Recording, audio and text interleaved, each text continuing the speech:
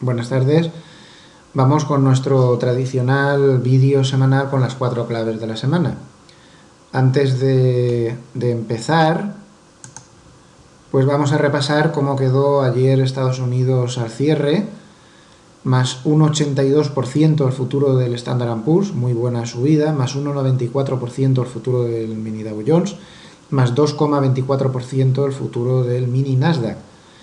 Los futuros europeos, sin embargo, a pesar de esta subida de los americanos, no fueron capaces de cerrar en positivo, y a las 10 de la noche, cuando cerraba Estados Unidos, el futuro del CAC bajaba 0,42%, el futuro del DAX bajaba 0,78% y el futuro del Eurostoxx bajaba 0,78%. El futuro del IBEX había cerrado ya antes a las 8 con una caída del 0,41%. Vamos con las claves de la semana. Yo creo que la primera clave, sin ningún género de duda, es el comportamiento de los bancos centrales. Ha sido fundamental. El viernes el Banco Central Europeo, entre otras cosas, no subía el importe de las compras mensuales.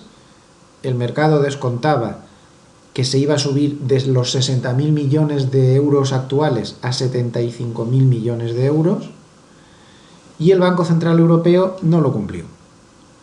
Y de ahí, pues toda esta caída tan exagerada. La cuestión está en que, si nos fijamos, ya el día 1 y el día 2 había dos velas negras claras, bastante potentes de venta, y se había soltado mucho papel. La gran pregunta que yo me hago es, si llega a hacer lo que el mercado quería, ¿habríamos subido, seguro? ¿O no habríamos caído igual? Pues igual. Yo a veces tengo dudas de que estos grandes movimientos no estén ya predeterminados por los que tienen que mover volumen, pero en fin, eso nunca lo sabremos. El caso es que Draghi defraudó a los mercados. Tampoco es tan grave, tampoco hay que tomarlo a la tremenda, porque la realidad es que 60.000 millones de euros actuales es muchísimo. Se ha creado una burbuja de bonos impresionante y ya está bien, francamente, pero bueno, los mercados son así y son unos mercados yonkis, no siguen las reglas económicas habituales, y ahora solo importa el que el Banco Central de turno tome medidas o no las tome, que haya expectativas de que las tome o que no las haya. Parece que es lo único que importa en estos mercados, o se les da su droga o no reaccionen. Le vino muy bien estas medidas no tan agresivas del Banco Central Europeo a la Reserva Federal, que va por el camino contrario, y esta semana pues Yellen decía justo lo contrario. Se mostraba agresiva y dejando más o menos claro, los banqueros centrales nunca hablan claro del todo, pero bueno, hay que leer entre líneas, que lo más normal es que, que casi seguro en la reunión de la Reserva Federal de este mes se va a subir la tasa de tipo de interés. Como decía, le ha venido muy bien que el Banco Central Europeo no sea tan agresivo, porque así las correlaciones entre los bonos y demás no se han ido demasiado lejos. Pero en fin, ha sido, sin ningún género de dudas, la clave principal de la semana. Segunda clave, pues el fracaso rotundo de las bolsas europeas ante resistencias. Ya que tenemos aquí abierto el gráfico del DAX, como vemos, tras llevar muchísimos meses, desde el mes de abril, respetando la directriz bajista, parecía que por fin la había roto, pero en las cercanías del 11.500 apareció muchísimo papel, antes ya de lo de Draghi, y el caso es que de nuevo vuelve a estar por debajo de su directriz bajista. Más espectacular por negativo es el caso del futuro del Eurostoxx. 20 y tantas sesiones intentando romper la media de 200, rompió la media de 200 sin mucha convicción, como ven, unas velas un tanto flojas, papelón, desde el mismo día 1, 2 días antes de lo de Draghi, papelón total, y a la zona de soportes. Una zona de soportes muy importante, si comprimo el gráfico lo verán, que tanto cuando ha actuado como resistencia como ahora que actúa como soporte, pues es una zona de soporte realmente importante, y no es de extrañar que ahí pues intentara rebotar. Pero estamos otra vez en lateral, y el fracaso que ha habido ante resistencias pues es apoteósico. El IBEX, que va al pobre, pues descolgado de los demás, pues lo único que le faltaba. También tuvo su papelón, al final consiguió salvar los muebles cerrando por encima del 10.000, que no es poco, no perdió la nube Ichimoku, está dentro de la nube en una zona de gran confusión y por lo tanto en lateral. No va a salir del lateral mientras no rompa los 10.600 y en cambio pues sería muy mala señal que pierda pues esta zona de los 9.950, 10.000. Por lo tanto, fracaso rotundo de resistencias en Europa, segunda clave de la semana. Tercera clave de la semana, pues el aspecto técnico del jefe del Standard & Poor's. Aquí lo tenemos. Rebotó el viernes en una zona de soportes clave. Como vemos, coincidía la directriz alcista con la media de 50, con la media de 100, todo a la vez. Y ahí pues fue capaz de remontar, teniendo en cuenta además el bajísimo nivel de actividad de las manos fuertes, que tras estar largos todo este tramo se cerraron aquí, han estado neutrales muchísimos días.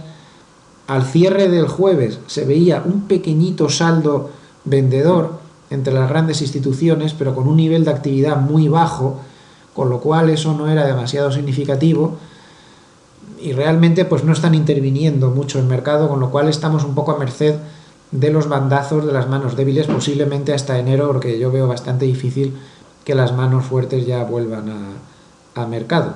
No sé cómo quedaría al cierre del viernes, aún no tengo los datos, puede ser que ese mini saldo vendedor se neutralizara o incluso que haya pasado a mini saldo comprador, pero vuelvo a repetir que con esos niveles de actividad tan bajos que tienen las manos fuertes, esto está en manos de operadores más débiles. Bueno, el caso es que se rebotó ahí, esta zona de soportes es clave y por arriba pues parece muy difícil el que se consiga pasar la zona de 2100, 2130. Recuerdo que si se hace el ejercicio de calcular el Standard & Poor's dividiendo por el número de acciones, es decir, en lugar de usar las ponderaciones de los índices, nos cogemos lo que han subido las acciones y sacamos el promedio, están muy por debajo de lo que marca el índice, que está marcando un escenario muy optimista respecto a la realidad de las acciones que lo componen. Cosas de los índices y los milagros optimistas de los índices que no son nada fáciles que son muy fáciles de manipular, porque siempre salen los valores que están desplomándose y entran los que están muy alcistas. Bueno, este aspecto clave técnico sería la tercera clave de la semana. Cuarta y última, el euro. Bueno, antes de terminar con el euro, ver este gráfico que he preparado es una comparativa es el spread entre el DAX y el Dow Jones, por tomar un índice de referencia en Europa importante y tomar un índice americano importante. Como vemos, ya antes del Banco Central Europeo había problemas y el spread se estaba cayendo.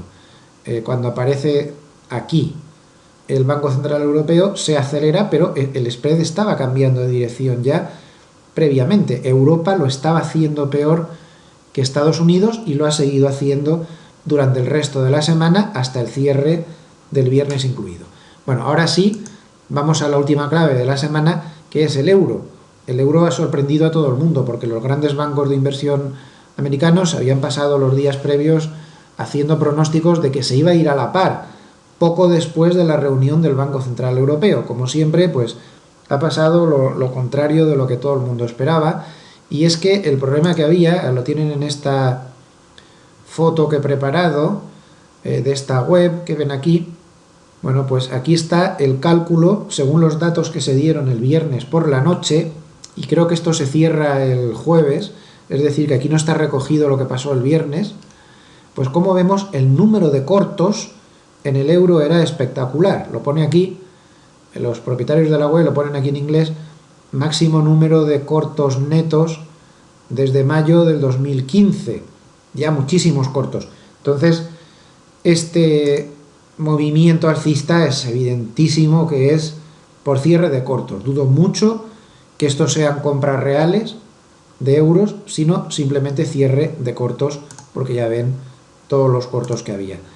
Con lo cual se refuerza esa zona de soportes tremenda que hay en 1,05 y se alejan pues esas expectativas de de que pueda llegar a la paridad muy pronto.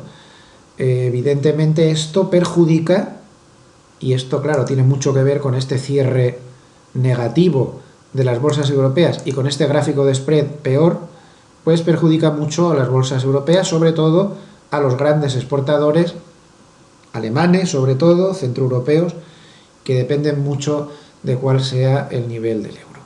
Esto ha sido todo, buen fin de semana y hasta el lunes.